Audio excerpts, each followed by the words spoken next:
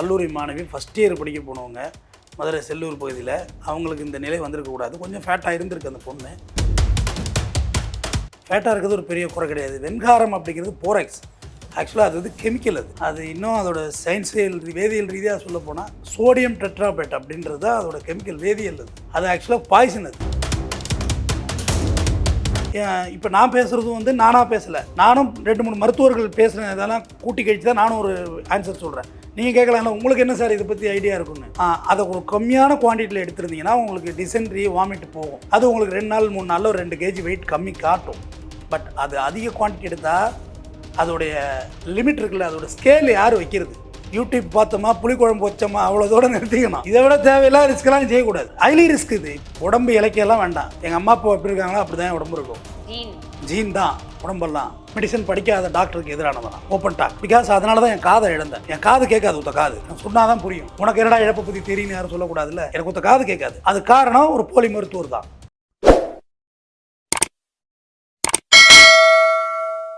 வணக்கம். இன்றைய சிறப்பு நிகழ்ச்சியில் நம்முடன் இணைந்திருக்கிறார் குற்றவியல் வழக்கறிஞர் RS தமிழ்வேந்தன் அவர்கள். வணக்கம் சார். வணக்கம். இப்போ எந்த விஷயம் பண்ணணும் அப்படின்னாலுமே நம்ம டாக்டரே சொன்னா கூட யூடியூப்ல போயிட்டு ஒரு ரெஃபரன்ஸ் பார்த்து தான் எல்லாரும் பண்ணக்கூடிய நிலைமைக்கு தள்ளப்பட்டிருக்கோம். இப்போ மதுரையில ஒரு மாணவி வெங்காரம் அப்படின்ற பொருளை சாப்பிட்டு உயிரிழந்திருக்காங்க. இதை எப்படி பாக்குறீங்க சார்?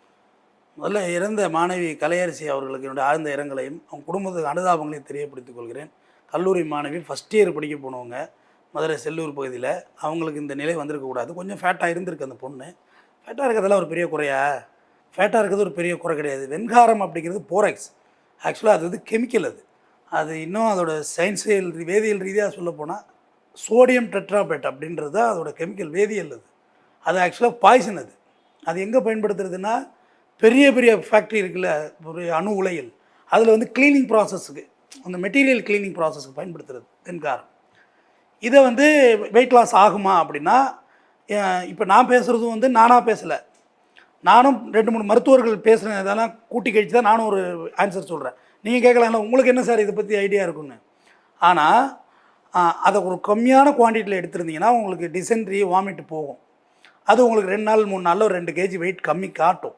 பட் அது அதிக குவான்டிட்டி எடுத்தால் அதோடைய லிமிட் இருக்குல்ல, அதோட ஸ்கேல் யார் வைக்கிறது? ஓகேயா? எனிஹவ் கெமிக்கலை போய் சாப்பிட்டு உடம்பு இழைச்சிருவோன்னு சரியாயிடுமா? அதாவது நாட்டு மருந்து எஃபெக்ட் இருக்காதுன்னா ப்ரிஸ்கிரிப்ஷன் உங்களுக்கு யார் பண்ணுறது? BSMS படித்தவங்க இருக்காங்க, சித்தா படித்தவங்க இருக்காங்க, ஹோமியோ படித்தவங்க இருக்காங்கல்ல, அவங்க மூலியமாக நீங்கள் மருந்து எடுத்துக்கிட்டால் தானே சரி. முதல்ல உன் பாடி என்ன, உன் பாடி கண்டிஷன் என்ன, உனக்கு வேறு எதாவது கிரானிக் டிசீஸ் இருக்கா, உங்கள் அப்பா அம்மாவுக்கு என்ன கிரானிக் டிசீஸ் இருக்குது, நீ வேறு already liver fatty liver great 2ல் இருப்பா. ஆண்களுக்கு தான் ஃபேட்டி லிவர் இருக்குன்னு அவசியம் இல்லை, குழந்தைக்கே ஃபேட்டி லிவர் இருக்குது. உனக்கு எந்த மெடிசன் கொடுத்தா உன் லிவர் இழுக்குங்கிறதே தெரியும். லிவர் இழுக்கணும்.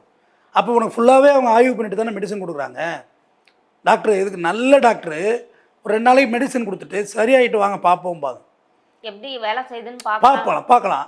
ஆனால் நமக்கு அந்த அளவுக்கு பொறுமை கிடையாது. நம்ம கேள்வி கேட்குறோமே சார். ஊசியை குத்தி இழுக்கக்குள்ளே வைரஸை இழுத்துடணும் அந்த ஊசி வழியாகவே, உடனே சரியாகணும் ஜுரம். அதான் பட் ஜுரம்னா டாக்டரே சொல்லுவார் 1 வாரம் அடிக்கும், 5 நாள் அடிக்கும், அதை அடிச்சுட்டு போயிடும். நார்மல் ஃபீவர் சொல்கிறேன். நீ டெங்குக்கெல்லாம் இதுமாரிலாம் ட்ரை பண்ணிடாதீங்க. இதுவே தப்பு தான், நான் சொல்கிறதே தப்பு தான். நீ எது என்னையா உங்கள் டாக்டர் என்ன ப்ரிஸ்கிரைப் பண்ணுறாரோ அதை செய்யுங்க. இப்போ இந்த பாப்பா யூடியூப்பில் பேசியிருக்கிறாங்க வெங்காரத்தை சாப்பிட்டா உடம்பு இளைக்குன்னு. ஆனால் அதுக்கு ஒரு அளவு இருக்குது. அதுக்கு ஒரு சோடியம் பெர்மனேட்னு ஒன்று இருக்குது தெரியுமா? தண்ணியில் போட்டால் ப்ளூவாக மாறும். அது வந்து பல்லு வளர்க்குனா பல்லு வெள்ளையாகிடும். தெரியுமா? தெரியாது. மெடிக்கல் ஷாப்பில் வைக்கணுன்னு இருக்கும். நான் அதை பார்த்துட்டு நான் பல்லு வளர்க்கணவன் இந்த பக்கம் ஃபுல்லாக தோலை விரிஞ்சு பிச்சுட்டு வந்துட்டுமா நாக்கிலேருந்து.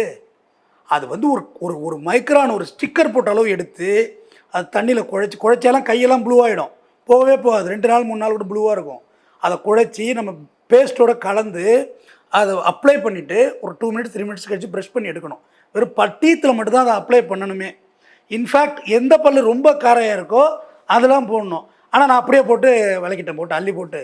சரியான புரிதல் இல்லை. இது நடந்து எனக்கு ஒரு 5 வருஷம் இருக்கும். அப்படியே போட்டு குழப்பி ஏற்றிட்டோமா, இந்த பக்கம் பூரா வெந்து போச்சு, வாய் வயரெலாம் வெந்து போச்சு. எப்படி எச்சி முழுங்குறதுல உள்ளே போய் தானே இருக்கும் கொஞ்சமாவது உமிழ்நீர் வழியா, குடல்லாம் வெந்து போச்சு. மருத்துவர்கிட்ட போனால் என்னப்பா இது இப்போ இருக்கா. அப்புறம் ஒரு பேண்ட் ஒரு இன்ஜெக்ஷன் போட்டு அது சரியானுச்சு. அதுக்கு பிறகு 1 மாதம் கழித்து தான் உடம்பே செட்டுக்கு வந்துச்சு. நான் அதிலே முடிவு பண்ணிட்டேன், இதெல்லாம் செய்யக்கூடாது. யூடியூப் பார்த்தோமா, புளிக்குழம்பு வச்சோமா, அவ்வளோதோடு நிறுத்திக்கணும். இதை விட தேவையில்லாத ரிஸ்க்கெல்லாம் செய்யக்கூடாது. ஹைலி ரிஸ்க் இது. பாருங்கள், இது கொடுத்த விலை சொல்லுங்கள். ஒரு உயிரில் விலை கொடுத்துருக்குறாங்க. யூடியூப் பார்த்து உடம்பு அழைக்கிறது. ஏம்மா இன்னொன்றுமா, எனக்கு தெரிஞ்சு துல்லாத மனம் துள்ளுன்னு ஒரு படம். அதில் விஜயோட 5 பேர் ஆடிட்டு வருவாங்க அந்த பாட்டில். இன்னிசை பாடுவர்லாம் திருப்பி வேணால் பாருங்கள். அவர் பேர் செந்தில். அவர் வந்து ரிட்டையர்டு டிஐஜியா ஐஜி அந்த கேடரில் உள்ளவரோட மகன். நான் சொல்கிறது 2008-10 காலங்களில். அவர் வந்து இந்த வயிறு பெருசாக இருக்குன்னு சொல்லிட்டு அறுவை சிகிச்சை செய்கிறேன்னு சொல்லல, ஒரு வெயின் ஏதோ ஒன்று வெட்டுப்பட்டு போய் ஒரு ஹார்லிக்ஸ்னால் ஒரு பெரிய குண்டாவில் கலக்கி தான் கொடுக்கணும். அவரோட மரணத்தை கடைசியாக நான் பார்த்தேன். எங்கள் சாரோட ஃப்ரெண்டு, அவர் கிளாஸ்மேட்டு, எங்கள் சீனியரோட. நான் வந்து ஒரு மருத்துவமனைக்கு போயிருந்தேன். இவ்வளோ பெருசு பெட்டு நிறையா இருந்தார் அவர். இந்த பெட்டு இருக்குல்ல, அவ்வளோ பெரிய பெட்டு நிறையா ஒரு உருவம் இருந்தால் எப்படி இருக்கும்? இறந்துட்டார். எங்கள் சார் தான் கொல்லி வச்சாருன்னு வச்சுங்களேன். எப்படி உங்களுக்கு சாப்பாடு கண்ட்ரோல் பண்ணி எப்படி கொடுக்க முடியும்? எவ்வளோ கொடுக்க முடியும்? எப்படி தாங்க முடியும்? எப்படி டாய்லெட்டு போக முடியும்? ஸோ அது எல்லாம் நம்ம செய்யவே கூடாது. உடம்பு இலக்கியெல்லாம் வேண்டாம். எங்கள் அம்மா அப்பா எப்படி இருக்காங்களோ அப்படி தான் உடம்பு இருக்கும். ஜீன் தான் உடம்பெல்லாம். ஓகேயா? உடம்பு வந்து நம்ம திடீர்லாம் பெருத்துறாது. எவ்வளோ தின்னாலும் நல்லா தான் திங்கிறான் 6 புரோட்டாவா, ஆனால் ஆளு பாரு அப்படியே இருக்கான் அப்படின்னு. அவனுக்கு அது ஒத்துக்குது, திங்கிறான். நமக்கு புரோட்டா ஒத்துக்கலான்னு திங்கக்கூடாது. மருந்தன வேண்டாம் யாக்கைக்கு அற்றது அழிந்து போற்றி உணின். அற்றது அழிந்து போற்றி உணின் வள்ளுவன். மருந்தே வேண்டாம், மெடிசனே வேண்டாம், சாப்பிட்டது செரிச்சிட்டு இது பண்ணால் போதும், இது சாப்பிட்டீங்கன்னா வியாதி இல்லைன்னு வள்ளுவன் சொல்கிறான். இன்னொன்று சொல்கிறேன், இது எனக்கு ரொம்ப பிடிச்சது. நம்மாழ்வார் நல்லா பேசுவார். நம்மாழ்வார் இறந்த பிறகு தான் அவரோட எல்லாரும் அவரை பற்றி தெரிஞ்சது. இந்த உடம்பு இருக்குல்ல, இது வந்து ஒரு சின்னூண்டு நீர் தாரையில் உருவான உடம்பு தானே இது. கண் வச்சு, காது வச்சு, தலைமயிர் வச்சு, மூக்கு வச்சு, சுவாசம் வச்சு, நுரையீரல் வச்சு, கிட்னி வச்சு, லங்ஸ் வச்சு, எல்லாம் வச்சு, ஆண் பெண் உறுப்பு வச்சு, எல்லாம் வச்சு உனக்கு A to Z இல்லுக்குள்ள ஃபங்க்ஷன், அதாவது செரிமான மண்டலங்கள்லாம் வச்சு தானே இருக்குது. ஒரு பனித்துளி மேலே இருந்த ஒரு அருகம்புல் தானே ஒரு விந்தன் ஆர்கன்னு நம்ம உருவாகி தானே இருக்கோம். நெகம், கால், கை, தலைமையோட தானே பிறக்கிறோம். 9 மாதம் 9 நாளில் தூக்கி வெளில வச்சுதாலே உடம்பு. ஒரு நாள் அதுக்கு மேலே உள்ளே வச்சுக்காது. வச்சுக்கிட்டா செத்து போய்ட்டோம்னு அர்த்தம் உள்ள குழந்தை. இவ்வளோ ஃபங்க்ஷன் நம்மள்ட்ட இருக்குல்லம்மா. இவ்வளோ மூளையை வச்சு மனிதனுடைய ஆகப்பெரிய கண்டுபிடிப்பே அவனோட பிரெயின் தான்மா. அவனோட பிரெயினும் பேச்சாற்றலும் தான் மனிதன். பாக்கி மிருகம் அதை செஞ்சுதுன்னு வச்சுக்க, தொலைச்சி கட்டின ஆடு மாடெல்லாம் பேச ஆரம்பிச்சதுன்னா நமக்கு புரியலை அந்த லாங்குவேஜ். அதுக்குள்ளே பேசிக்கும், நமக்கு புரியல. சொல்லப்போனால் நம்மளோட இன்டெலிஜென்ட்டாக தான் இருக்குது. ஸோ நம்ம உடம்புக்கு வர்ற வியாதிகளை சரி பண்ணிக்கும். வெயிட் லாஸ் பண்ணணும், நல்லா வாக்கிங் போனால் வெயிட் லாஸ் பண்ணுங்கன்னு சொல்கிறாங்க. காலம்புற யானை நடந்துக்கிட்டே தான் இருக்குது, ஆனால் அது உடம்பு இழைக்கவே இல்லை, குண்டாகவே இருக்குது யானை. அது நடந்துக்கிட்டே தானே இருக்குது, அவர் வாழ்க்கையே நடதானே.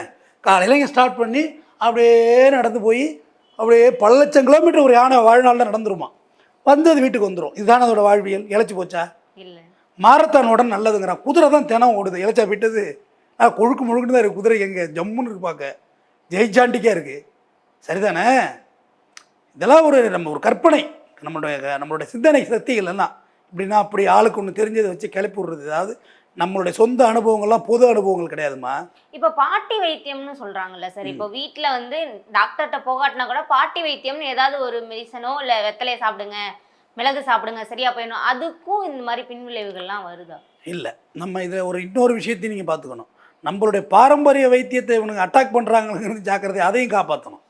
நம்மளுடைய பாரம்பரிய வைத்தியம் ட்ரெடிஷ்னல் ட்ரீட்மெண்ட் இருக்குல்ல, அதை விட்டு கொடுத்துடக்கூடாது. நீங்கள் இப்போ எங்கள் அம்மாவுக்கு வந்து எங்கள் ஆத்தா இருக்காங்களா, அவங்க எங்கள் அம்மாவுடைய, அதாவது எங்கள் அம்மாவுடைய அம்மா, அவங்களோட அம்மா, அவங்களுக்கு ஆத்தா கிராண்ட்மா, அவங்க வந்து சொல்லிக் கொடுத்த வைத்தியம் எங்கள் அம்மாவுக்கு தெரியும். இப்போ ஒரு ஃபீவர் அடிக்குதுன்னா மிளகு, ஜீரகம், தென்னை வேர் போட்டு ஒரு கருக்குன்னு ஒன்று வைப்பாங்க. அது பேர் கருக்குன்னு எங்கள் ஊரில் சொல்கிற வார்த்தை. அதை போட்டு பயங்கர கசக்கம், வந்து காரமாக வேறு இருக்கும், கொஞ்சம் கருப்பு டிருப்பி கொடுப்பாங்க. அது ஒரு நாட்களில் ஜுரம் சரியாகலாம். ரொம்ப ஓவர் ஹீட் ஆனால் துணியை நினச்சி போடுறது, வெத்தலை சாப்பிட்றது. ஆனால் அந்த உடம்புக்கு ஒத்துக்கும்னு தெரியாதுல்ல. ஒத்துக்கிட்டால் தான் உண்டு. எனக்கு அடித்தது டைஃபாய்டாக இருந்து நீங்கள் கருக்கு குடிச்சிக்கிட்டு உட்காந்து தான் மண்டை போக வேண்டியதான், கொண்டு வச்சு கொளுத்த வேண்டியது தான். அதனால் ஒரு மிடிலாக ஒரு அவரேஜாக பாட்டி வைத்தியம் நல்ல வைத்தியங்கள் இருக்குமா. உணவே மருந்துமா.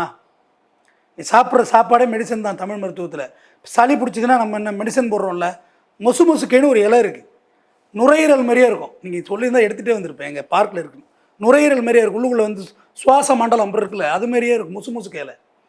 அது சாப்பிட்டா சளி போயிடும். எனக்கு போகுது, ஆனால் உனக்கு போதா என்னன்னு தெரியாது. அடுத்த நாளே மோஷனில் சளி ஃப்ரீ ஆகிடுது, நான் ஃப்ரீ ஆகிடுவேன். சளி பிடிச்சிருந்தா நண்டு சாப்பிட்டா சரியாகுங்கிறாங்க. நண்டு சூடு, ஸோ சளி சரியாகலாம், ஆகாமலும் போகலாம். பாடி கண்டிஷன்ஸ் பொறுத்து தான் ஏத்துக்கலையான்னு தெரியும். சளி எங்கே ஏறி இருக்கு, லங்கு ஃபுல்லாக ஏறி படர்ந்துருந்து, இங்கே எல்லாம் இஎன்டி இந்த போன்லாம் படர்ந்து ஏறி இருந்தால் என்ன எலும்பு அரைக்கிறது தின்னுடும். இதுமாதிரி ஒரு வைத்தியத்துக்கும் ஒரு பிரச்சனைகள் இருக்குது. ஏன்னா நான் உங்கள்கிட்ட சொல்லியிருக்கேன் ஒரு விஷயம். நான் வந்து இந்த ஒழுங்காக ஃபார்மசி மெடிசன் படிக்காத டாக்டருக்கு எதிரானவனா, ஓப்பன் டாக். பிகாஸ் அதனால தான் என் காதை இழந்தேன். என் காது கேட்காது, ஊத்த காது. நான் சொன்னால் தான் புரியும். உனக்கு என்னடா இழப்பை பற்றி தெரியுன்னு யாரும் சொல்லக்கூடாதுல்ல. எனக்கு ஊத்த காது கேட்காது. அது காரணம் ஒரு போலி மருத்துவர் தான். சின்ன வயசில் பஞ்சு எடுத்து உள்ளே விட்டுறேன். ஒரு எம்பிபிஎஸ் டாக்டர் அடிச்சுட்டு போயிருந்தா அவர் சின்ன கம்பி மாதிரி விட்டு சுருள் மாதிரி எடுத்துருப்பார். அது ஒரு சாதாரண விஷயம். இன்ஃபேக்ட் காட்டன் எடுக்கவே வேண்டியதில்லை, அது டைஜஷன் ஆகிடும், உள்ளே செரிமானம் ஆகிடும். எடுக்கலை. ஒரு கோமியம் இந்த உள்ளூரில் வைத்தியம் பண்ணுவாங்கள்ல, சும்மா லோக்கலாக சுற்றிட்டு இருப்பாங்களா, போலீஸ் ரைடு வரனா ஓடி ஒளிகிறது, அப்புறம் வெளில வர்றது. அவங்க மடக்கி பிடிச்சி, எனக்கு எப்போ என்ன வயசு இருந்திருக்கும், ஒரு 1வது கூட படிச்சிருக்க மாட்டேன், மடக்கி பிடிச்சி வச்சு 4-5 பேர் எட்டி பார்த்தா அது இவங்க அடிக்கிற டார்ச் லைட்டில் என்னத்து தெரியும். அது ஒரு இஎன்டிகிட்ட போயிருந்தால் அழகாக எடுத்திருப்பான். எடுக்கவே வேணாம் சார், தானாகவே டைஜஷன் போங்கன்னு இருப்பான். ஆனால் மடக்கி பிடிச்சி இது சொல்லியே ஆகணும்னு நான் சொல்கிறேன். யாரும் அவங்கள்ட்ட இருக்க ஊனத்தை சொல்ல மாட்டாங்க, நான் சொல்கிறேன், எனக்கு ஒன்றும் இல்லை. மடக்கி பிடிச்சோன்னே அது வல்ல, அது கிடுக்கியை போட்டு பார்க்குறான், வல்ல கிடுக்கின்னு சொல்லுவாங்க, முள் வாங்கி வரல, டிஞ்சர் எடுத்து ஊற்றுறாங்க. அடா பாவிலா, காதில் வந்துமா ஒரு நத்தை மாதிரி இருக்குமா, காதை பார்த்துருக்கியா, நத்தை இருக்குல்ல, நத்தை ஓடு மாதிரி இருக்கும், ரொம்ப இந்த இடத்துல இருக்கும் ட்ரம்மு, செவிப்பறை செவ்வில் அரைஞ்சோம்னா செத்து போயிடுவோம். இல்லை கிராமத்தில் கொடூரத்துக்கு அது மாதிரிலாம் செஞ்சுருக்கிறாங்க. பாய்சன்லாம் அது மாதிரி யூஸ் பண்ணியிருக்காங்க, பாய்சன் வயலுக்கு அடிக்கிறது. அப்போ டிஞ்சர் எடுத்து ஊற்றினோன்னே அந்த பஞ்சு என்ன செய்யுது, ட்ராவல் ஆகி போய் ஏர் ட்ரம்மில் போய் பிடிச்சிச்சு. போட்டு இழுத்தாம்பார் கிடிக்கியை போட்டு ட்ரம்மு கம்முமா அப்படி நத்த மாதிரி குத்துயிரும் குலயிரும், அப்படி சதையமாக அள்ளி வச்சுருவீங்க. காது கிட்டத்தட்ட 30, 35, 34, 36, 34 வருஷம் என் காதில் வந்து பெரிய பிரச்சனையோடு நான் வாழ்ந்திருக்கேன். சொல்ல முடியாத பிரச்சனை. திடீர்னு சீழ் வந்துடும், ரொம்ப கஷ்டம், காது கேட்காது. முதல்ல ஒரு சர்ஜரி பண்ண ஃபெயிலியர். சீஃப் டாக்டர் இன் மெட்ராஸ் எனக்கு பண்ணவர், பேர் வேண்டாம். அவர் டெய்லி போய் எனக்கு ஃப்ரெண்டாகவே ஆகிட்டார் ஒரு கட்டத்தில். நான் நல்லா பேசுவேன், எனக்கு என்ன பயம், நான் பேசுவேன். அப்புறம் டாக்டரே எப்படி இருக்கீங்க அப்படின்னு போய் உட்காரக்குள்ள நான் கேட்கணும், காது சரியாக அவ்வளோ ரிப்பேர் ஆகலை, அதை கேட்குறேன் அப்படின்னு. அட உனக்கு இந்த பக்கமாக வந்தேன், செக் பண்ணிட்டு போகணும் வந்தேன் அப்படி மாதிரி அவர் மிஷின் மாதிரி வச்சு பார்ப்பார் காதுக்குள்ளே, என்ன ஹீல் ஆகணியா அப்படிம்பாரு. அப்புறம் ஒரு நாள் சொன்னார், மேன் டு மேன் டிஃப்ரெண்ட் ஆகுது தமிழ் வேந்தன், நான் உனக்கு பெட்டராக பண்ணணும்னு நினச்சேன். நான் மற்றவங்களுக்கே எவ்வளோ பேருக்கு சாதாரணமாக பண்ணவங்களாம் நல்லா ஆகிட்டாங்க, ஆனால் உனக்கு நல்லா பண்ணணும்னு நினச்சா ஃபெயிலியர் ஆகிட்டு. 6 ஹவர்ஸ் சர்ஜரி பண்ணியிருக்காரு, ஃபெயிலியர் முடிஞ்சுது. அப்புறமா சென்னையில் பிரபல மருத்துவர் கேகேஆர் இஎன்டின்னு இருக்குது பாருங்கள், நான் இதை சொல்லியே ஆகணும், காது கேட்கலாம் அங்கே போங்க, ₹1,00,000 கேட்டாலும் கொடுங்க. கேகேஆர் இஎன்டி போனேன், ஸ்டார் ஹெல்த் இருந்தால் அதுவும் தேவையில்லை. கேகேஆர் இஎன்டி போனேன்னா அவர் டாக்டர் ரவிராமலிங்கம், இந்தியா பூரா பிரான்ச்சஸ் இருக்குமா கேகேஆர் இஎன்டி, காது மட்டும் தான் பார்ப்பான், காது மூக்கு தொண்டை 3, அதான் என்டி டாக்டர் கமலஹாசன் பேரில் இஎன்டி. அப்புறம் அவர் பார்த்தாரு, அவர் பார்த்துட்டு காது கேட்க சான்சஸ் இல்லை, பட் இம்ப்ரூவ் ஆனால் போனஸ்னார். காது கேட்காது ஒன்று ஷோராக கேட்காது, பட் இம்ப்ரூவ்மெண்ட் ஆனால் போனஸ், சம்மந்தனா சொல்லுங்கள், ஆனால் சீடை நிப்பாட்டிடுறேன்னார். அந்த பிரச்சனையை சார்ட் அவுட் பண்ணி தர்றேன். அந்த போன் கரைஞ்சி போயிட்டு எனக்கு எல்லாமே, அது அப்பயே ட்ரீட்மெண்ட் பண்ணி தான் பிடிச்சிருந்துருக்கும். இது எல்லாமே போலி டாக்டரால் வந்தது. நானே பாதிக்கப்பட்டேன். பராசக்தி சிவாஜி சொல்கிற பேர், நானே பாதிக்கப்பட்டேன். வெளியில் ஏன் உதாரணம் சொல்லிட்டு. அப்புறம் 1.5-2 வருஷம் ஆச்சு, அப்புறம் சரியாயிட்டு. பட் இப்போ கொஞ்சம் இம்ப்ரூவ்மெண்ட் ஆகிருக்க மாதிரி நான் ஃபீல் பண்ணுறேன். ஜஸ்ட் லைக் தட், எனக்கு ஒரு காது போதும், அதோட என்னால் வாழ முடியும்னு வச்சுக்கோங்க. அப்புறம் இந்த கண்ணுக்கு வைத்தியம் பண்ண போனேன். இந்த கண் பார்வை குறையுது அப்படின்னு சொல்லி, அது அந்த கிளாஸ் எல்லாம் போட்டால் இந்த லைட்டெல்லாம் கொஞ்சம் பேலன்சிங்காக இருக்குது எனக்கு, இல்லாட்டி வேறு ஒரு பார்வையாக இருக்குன்ட்டு நானும் போகிறேன் போய்கிட்டு தான் இருக்கேன். பெரிய ஆஸ்பத்திரியெல்லாம் போய் பார்த்துட்டோம்மா. எல்லோரும் சொன்ன ஒரே விஷயம், ஸ்டெராய்டு அதிகமானதுனால இந்த வெயின் வந்து பல்ஜ் ஆகிருக்கு. ஸ்கேன் எடுக்கிறாங்கம்மா கண்ணுக்கு, இந்த நரம்பெல்லாம் எங்கேருந்து வருதுன்னு, ஒரு நரம்பு மட்டும் குண்டாக இருக்குது. ஸ்டெராய்டுனா வீசிங்கிற இன்ஹாலரு, இந்த மாதிரி நம்ம எடுத்துகிட்டு போன மெடிசன்ஸ், அதில் ஏதோ ஒன்று நமக்கு சைடு எஃபெக்ட் ஆகுது. ஸோ அதனால் வீங்கிருக்கு, பல்ஜ் ஆகிட்டுருக்கு. ஸ்டெராய்டு வந்த பிறகு தான் உயிரிழப்புகள் காவந்து பண்ணப்பட்டிருக்கு. ஸ்டெராய்டை கெட்டதெல்லாம் பாடம் நடத்துவாங்க. ஸ்டெராய்டு பயன்படுத்துகிற விதத்தில் பயன்படுத்தினா கரெக்டு. எவ்வளோ பேர் செத்துருக்காங்க தெரியுமா நம்மள்கிட்ட? 1947 இந்தியா சுதந்திரம் அடைஞ்சதில்ல, அப்போ ஒரு மனிதனுடைய சராசரி ஆயுள் காலம் என்னவா இருந்திருக்க முடியும்? 80-90 இல்லை, ஃபேக்.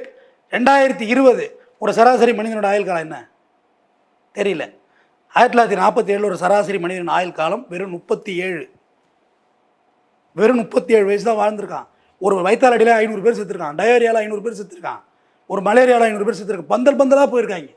அப்போ உங்களுக்கு டிசென்ட்ரி வந்துருச்சுன்னா உங்களை தனியாக உங்களை வீட்டை விட்டு வெளியிலே சுருட்டி போட்டிருக்காங்க. அப்படிலாம் இறந்துருக்காங்க. காலராலாம் அந்தளவுக்கு. அம்மை நோய் எட்வர்டு ஜென்னர் தான் முதல்ல அம்மைக்கு நோய் கண்டுபிடிச்சார். மாடு கறக்கிற பெண்களுக்கு அம்மை நோய் தாக்கவில்லை. காரணம் கண்ணுக்குட்டி கோழை போய் இந்த மடியை சப்புதில்ல, அந்த கண்ணுக்குட்டியோட வாயில் வர்றது உமிழ்நீரில் தான் அந்த மருந்து கண்டுபிடிச்சார் எட்வர்டு ஜென்னர். அவர் பேர். அம்மை நோய் தடுப்பூசி நீ அம்மை நோயே இல்லையே நம்மள்கிட்ட. போலியோ ட்ராப்ஸு எவ்வளோ பேர் கை கால் நமக்கு முடியாமல் மாற்றுத்திறனாளி ஆனாங்க. நீ போலியோ இல்லாத நாடாகவே ஆக்கிட்டாங்க நம்ம நாடை. மருத்துவம் எவ்வளோ வளர்ந்துட்டுமா, விஞ்ஞானம் வளர்ந்துட்டு. சாவே கிடையாது. நீ நெஞ்ச வலிக்குது, கரெக்டான நேரத்தில் ஆம்புலன்ஸ் ஏறி நீ ஏதோ வாயுவாக இருக்குன்னு மாத்திரை போட்டுன்னா மண்டை போயிடும். அது ஹார்ட் அட்டாக் கூட இருக்கும், நார்மல் இப்போ சாதா பெயினாக கூட இருக்கும். கரெக்டான நேரத்தில் ஹாஸ்பிட்டல் போயிட்டால் முடிஞ்சு போச்சு. கிட்னி ஃபெயிலியராக டயாலிசிஸ் பண்ணுறான், டிரான்ஸ்பிளான்டேஷன் பண்ணுறாங்க. லிவர் ஃபெயிலியராக டிரான்ஸ்பிளான்டேஷன் பண்ணு. எவ்வளவோ மாற்று உறுப்புகள் வந்துட்டுமா. மருத்துவமனையை அணுகணும், முறையான மருத்துவமனையை அணுகணும். நோய் நாடி அது நோய் நாடி வள்ளுவம் சொல்கிறான்ல, என்ன நோயின்னு கண்டுபிடிக்கணும். முதல்ல நோயை நாடணும்ல, தெரிஞ்சால் தானே அதை மருத்துவம் பண்ண முடியும். ஸோ மருத்துவமனையை நீங்கள் பார்க்கணும் ப்ராப்பராக. உடம்பு குண்டாக இருக்கிறதுலாம் ஒரு குறையாகவே எனக்கு தெரியல. இப்போ அந்த உடல் பருமனை விட்டுலாம் சார். நிறைய பேர் யூடியூபோ இல்லை குரோமோ கூகுளோ ஏதாவது ஒன்று டாக்டரே சொன்னால் கூட டாக்டரை நம்பாமல் வந்து இந்த மெடிசன் கரெக்டா, நம்ம இதுக்கு எடுத்துக்கலாமா அப்படின்னு செக் பண்ணிட்டு சாப்பிட்றாங்களே சார். இல்லை இது கூகுளோ இல்லை நீ சொல்கிற மாதிரி ChatGPT கேட்டால் 8 சிம்டம்ஸ் சொல்லுன்னா எல்லா சிம்டம்ஸும் காமிக்குது. அது நம்ம என்ன சொல்கிறோமோ அதை பதில் சொல்லுது. அது வந்து நம்மளை தவறான வழிக்கு அழைச்சிட்டு போகுது. அதெல்லாம் நம்பாதீங்க. நல்ல டாக்டரை போய் டயக்னோஸ் பண்ணுங்கள். எங்கள் ஊரில் ஒரு டாக்டர் இருந்தார், இறந்து போயிட்டார் ஐயா. பேர் என்ன தெரியுமா? நடராஜன். கடைசி வரையும் வந்து இப்போ தான் மாஸ்க்கெல்லாம் போட்டான். அப்போயே மாஸ்க் தொட விட மாட்டார், மூச்சு கூட போட மாட்டார். அவர்கிட்ட எங்கள் அம்மாவுடைய அப்பா இருக்கார்ல, அவருக்கு அவர் பேஜ் மேட்டு, ஒரே வயசு. அப்போ என்னை அழைச்சிட்டு போய் காதுக்கு லைட் அடித்தார். நான் அந்த காலத்து டாக்டரு, லைட்டு தான் வச்சுருக்கேன். நிறையா ENT படிச்சுட்டானுவோம். அவனுள்கிட்ட போனீங்கன்னா இதெல்லாம் பண்ணி கொடுத்துருவானு, சாதாரணமாக பண்ணி கொடுத்துருவானு. அதுதான் விஷயம். தெரியலன்னா கூட ஒத்துக்கிட்டு, தெரியலன்னா ஒத்துக்கலை. நான் பழைய ஆள்றா, இதுக்கு டெக்னாலஜி வளர்ந்துட்டா, அங்கே போய் பாடுறா, நான் பண்ண போகிறேன், என்ன மெடிசன் எழுதி கொடுப்பேன், அது ஒரு வாரத்துக்கு அரெஸ்ட் ஆகும், ஆனால் சரியாகாது பிரச்சனை அப்படின்னு சொன்னார் அவர். சந்திரசேகரன் சொல்லி எங்கள் ஊரில் ஒரு டாக்டர் இருந்தார். பேர் சந்திரசேகரன். அது ஒரு பழங்குடி இனத்தை சார்ந்தவர். எங்கள் ஊரே அவரோட இறுதி ஊர்வலத்தை கிராண்டாக கொண்டாடுச்சு வேதாரண்யமே. எவ்வளோ பெரிய பாய்சன் கேஸாக இருந்தாண்ணம்மா. நான் கார் வாடகைக்கு இந்த நைட்டில் பாய்சன் குடிச்சிடுவாங்க வில்லேஜில். இப்போ அவர் செத்த பேர் யாருமே பாய்சன் ட்ராமா போடுறதே இல்லை, காப்பாற்ற மாட்டாங்கன்னு தெரிஞ்சு போச்சு. இல்லை இல்லாட்டி கலைக்கு குடிச்சிட்டாங்க போய் படுத்துக்கிறது. புருஷங்கர் அடித்தா அந்த பொண்ணு அடிக்குதுன்னா சீன் போடுறதுக்கு ஊரில் கடனை வாங்கிட்டு மருந்து குடிக்கிறது. நேராக போயிட்டு ட்ராமா போட்டு அவர்கிட்ட ஊருக்கு கிளம்பிட்டார். அம்பாசிடர் காரில் ஃபேமிலியெலாம் ஏற்றியாச்சு. தீபாவளிக்கு மெடிக்கலுக்கு ஃபோன் வருது.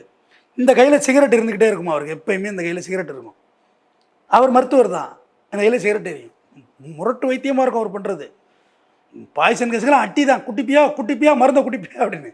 அந்த மாதிரி நம்பர் அவர் என்னையும் ஒரு முறை காப்பாற்றிருக்கார். பாய்சனில் இல்லை, வேற ஒரு உடம்பு சரியில்லாதப்ப என்ன ரொம்ப ஈஸியாக காப்பாற்று. ஆமாம், இல்லை சாதாரணமாக என்ன ரொம்ப ஸ்போர்ட்டிவாக என்ன டெவலப் பண்ணார். இல்லைனா அப்பயும் நான் கைவிடப்பட்டவன். அவர் ஈஸியாக காப்பாற்றிட்டார். ரொம்ப நல்ல மனுஷன், என் மேலே ரொம்ப பிரியம். அவர் ஃபோட்டோவை நான் ஃப்ரேம் பண்ணி வீட்டில் வச்சுருக்கேன். இந்த ஃபோன் அடித்தா கிளம்பிட்டேன் அப்படிங்கிறாரு. மருந்து கேஸ் வந்துட்டு அப்படியே சிகரெட்டை போட்டுட்டு உள்ளே போனார். இதில் இறங்கிட்டார் மருத்துவத்தில். பிள்ளைங்கள்லாம் காரில் உட்காந்துருக்கு. கையில் வாங்குவார் வாந்தியை வாங்கி மருந்து பார்ப்பார். மெடிசன் ஸ்மெல்லு இருக்கியா, தண்ணியை ஊற்றியா கையில் வாங்கி பார்ப்பாங்களா அவர் மருத்துவர். மருந்து பார்த்து மருந்து வாடகை இருக்குது, ஊற்று. அந்த அளவுக்கு ஒரு மருத்துவரை பார்க்கவே முடியாது, டெடிக்கேட்டட். அவர்கிட்ட ஃபைனலாக கேட்டாங்க, நீங்கள் மருந்து கேஸெல்லாம் அட்டன் பண்ணால் போலீஸ் கேஸ் ஆகிடும். இப்போ தான் பிரச்சனை இல்லாமல் போலீஸ் கேஸ் ஆகிடும், முன்னாடி செத்து போயிட்டா பிரச்சனை ஆகிடும் அப்படின்லாம் சொன்னாங்களேன்னு. அவன் ஆல்ரெடி சாவறதுக்கு தயாராகிட்டான். அவனை வைத்தியம் பண்ணுற பணத்துக்கு வைத்தியம் பண்ணுற மாதிரி தான். அவன் ஆல்ரெடி டிசைட் பண்ணிட்டான் தான் சாவணும்னு. அதில் எனக்கு என்ன பயம்? செத்துட்டானா ரைட்டு, அவன் எடுத்த முடிவு சரி, பொழைச்சிட்டானா நான் எடுத்த முடிவு சரின்னாருமா. எவ்வளோ ஒரு அழகான விளக்கம் பாரு. இறந்துட்டா அவன் ஜெயிச்சிட்டான், அவன் எடுத்த முடிவில். பொழைச்சிக்கிட்டான் நான் எடுத்த முடிவில், நான் எடுத்த சரி. வைத்தியம் பயிரியம் பண்ண வேண்டியதானேன்னாரு. அப்படியெல்லாம் மருத்துவர்கள் இருந்திருக்கிறாங்க. நம்ம ரொம்ப டெடிக்கேட்டடாக நம்ம வந்து மெடிசன்ஸை நம்பணும். அதை விட்டு இந்த யூடியூபர்ஸ் எல்லாம் யாருமா இவங்கெல்லாம்? இந்த கிட்னி கிரியாட்டின் ஏறுதில்ல, அதுக்கு வந்து சுரக்காய் கொடுத்தா சரியாயிடும். உண்மை, கண்டிப்பாக ரிசல்ட் இருக்கும். ஆனால் அதுக்கு ஒரு லெவல் இருக்குது. சுரக்காய் மட்டுமே கிட்னியை காப்பாற்றிடுமான்னு நிச்சயமாக இல்லை. ஆனால் அதில் கண்ட்ரோல் பண்ணும். யூரின் ஃப்ரீக்வெண்ட் யூரின் போகும். ஆனால் வேறு ஒரு இதில் டீஹைட்ரேஷன் ஆகி இருந்து யூரின் அதிகம் போனால் என்ன ஆகும்? ஸ்ட்ரோக்கே வந்துடும் உனக்கு. ஒன்றுக்கும் மருந்து இருக்குமா, ஆனால் அதை முறைப்படி சாப்பிட்ணும். நம்ம உடம்பு அதை ஏற்றுக்கணும். நம்ம கெமிக்கலைஸ் பண்ணி வச்சுருக்கோம் உடம்பை. சளி பிடிச்சா ரம்மு குடித்தா சரியாயிடும். இது மெடிசன் கேட்டுக்க. ரெகுலர் யூஸ் மெடிசனா, ஆர்யூஎம்க்கு விளக்கம் சொல்கிறார். ரெகுலர் யூஸ் மெடிசனா ஒரு எக்ஸுக்கு ரோமன் லெட்டரில் 10 பக்கி எதை தெரிஞ்சு வச்சிருக்கு பாரு. 3 எக்ஸர் 30 மில்லி குடித்தா மெடிசனா. Drinks is not a medicine. Drinks எப்படி மெடிசன் ஆக முடியும்? அதோடைய பர்பஸ் வேறு. நீ சளி பிடிச்சா டாக்டர் தான் போய் பார்க்கணும். சளி பிடிச்சா இருமல் மருந்துலேயே அதான் சார் கலந்துருக்கு. நோ, அது வேறு ட்ரக்கு. இது இதான் இந்த பாருங்க, இந்த புரிதல் தான் கலையரசிட்டு இருந்தது. இது வேறு ட்ரக்கு, இது வேறு ட்ரக்கு. இந்த ட்ரக்குன்னொடனே உடனே இருமல் மருந்து குடித்தா போதை வரும். எல்லா ஆங்கில மருத்துவமும் தூக்கம் வருமா? ஆங்கில மருத்துவம் வந்து உங்களை தூங்க வைக்கும். தூங்கினா தான் நீ ரெக்கவரி ஆவ. வேலை செஞ்சுட்டே இருந்தால் ரெக்கவரி ஆக மாட்டேன். மாத்திரை இருமல் மருந்து மொத்தமாக வாங்கி குடிக்கிறது, பென்சில் குரோசின் வாங்கி அடிக்கிறது, மண்டை போயிடும், நரம்பு தளர்ச்சி வந்துடும். நரம்பு தளர்ச்சி ஞாபகவே இருக்க மாட்டேன் ஒரு கட்டத்தில். எல்லாமே அளவு தான்மா. மிகுதினும் தீதே குறைதினும் தீதேங்கிறான் வள்ளுவன். ஒரு விஷயம் அதிகமாக போனாலும் கெடுதல் தான், குறைவாக இருந்தாலும் கெடுதல் தான். எல்லாரோட உடம்புலையும் கேன்சர் செல்ஸ் இருக்குது தானே. அது ரியாக்ட் ஆகிற விதத்தில் நீ விட்டு வாய்ப்பு கொடுத்தீங்கன்னா அது கிளம்பி விளையாட ஆரம்பிச்சிடும். அந்த வாய்ப்பு புகை வழியாக இருக்கலாம், புகையிலை வழியாக இருக்கலாம், மூக்குப்பொடி வழியாக இருக்கலாம், நீ எடுக்கிற ட்ரக் வழியாக கூட அது கிளம்பி விளையாட ஆரம்பிச்சிடும். ஒன்ஸ் கேன்சர் எழும்பி விளையாட ஆரம்பிச்சிட்டுனா நீங்கள் அதுக்கு மாதிரி ரெக்கவரியே ஆக முடியாது. நீங்கள் இன்னமும் வந்து இன்னமும் நான் பாட்டி வைத்தியத்தை என்றைக்குமே டேமேஜ் பண்ணல. மூக்கரட்டை கீரையெல்லாம் சாப்பிட்டீங்கன்னா கிட்னியெல்லாம் நல்லா ஃபங்க்ஷன் ஆகும். அதெல்லாம் நல்ல ரிசல்ட்டாகவே இருக்குது. ஆனால் உடற்பயிற்சி முக்கியம். நடைப்பயிற்சி போகணும்னு ஒரு டாக்டர் சொல்கிறாரு. அதே இந்த மூட்டெல்லாம் அறுவை சிகிச்சை பண்ணுறாங்கல்ல, நீங்கள் ரொம்ப நேரம் நடந்தீங்கன்னா இந்த நீ பெயின் வந்துடும், அப்புறம் இதை ஆப்ரேஷன் பண்ணுங்கிறார் டாக்டர். இப்போ நடக்கவா, நான் உட்காரவா, ரொம்ப நேரம் உட்காந்துருந்தீங்கன்னா பைல்ஸ் வந்துடும்.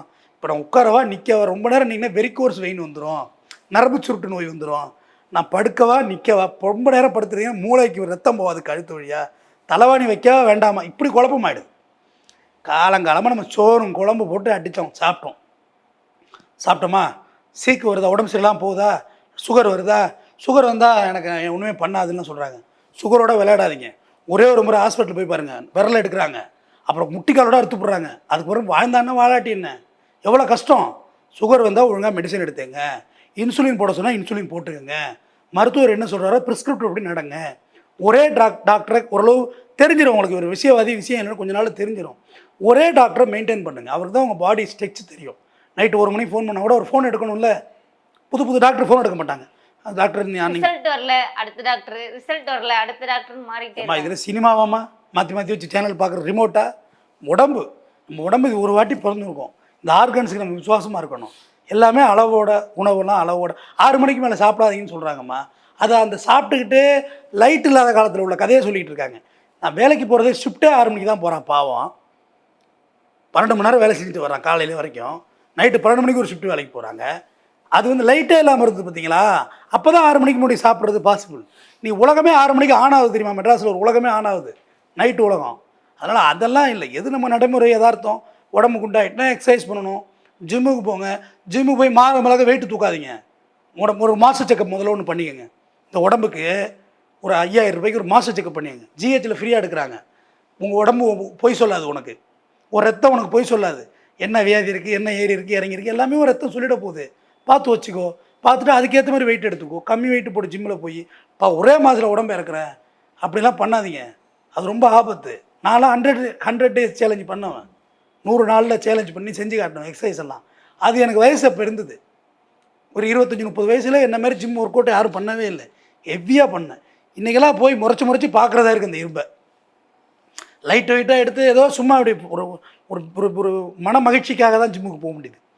நம்மளால் எது முடியுதோ அதுதான் முடியும். நம்ம அதை விட்டுட்டு தேவையில்லாமல் ட்ரை பண்ணக்கூடாது. பல்லு கட்டுறோம்ல, செட்டு பல்லு, அது வந்து இப்போ ஆக்சிடெண்ட்டில் கட்டுறது வேறம்மா. வயசாகி ஒரு பல்லாம் கழுதுல ஏஜ் ஆனோன்னு அப்போ கட்டவே வேண்டாம். அந்த பல்லால் என்ன உணவு சாப்பிட முடியுமோ அதுதான் உங்கள் வயிறு தயாராக இருக்குது. உங்கள் வயத்துக்கும் பல்லுக்கும் கனெக்ஷன் இருக்குது. நான் ஒரு விஞ்ஞானத்தை சொல்கிறேன், சரியாக தப்பாலாம் தெரியல. கடைசியாக வெறும் ஈறு மட்டும்தான் இருக்குது, பல்லே இல்லைன்னா கூடான உணவுகள், கஞ்சி, இந்த மாதிரி உணவுகள் செரிக்கும். அதான் உங்கள் உடம்பு செரிக்க தயாராகிட்டு இருக்கும். நீ பல்ல கட்டி மறுபடியும் ஆட்டுக்கறியை போட்டு ஏற்றினு வச்சு வயிறு தயாராக இருக்காது. அப்போ வியாதி வந்துடும். தொடர்ந்து பேசுவோம். நன்றி.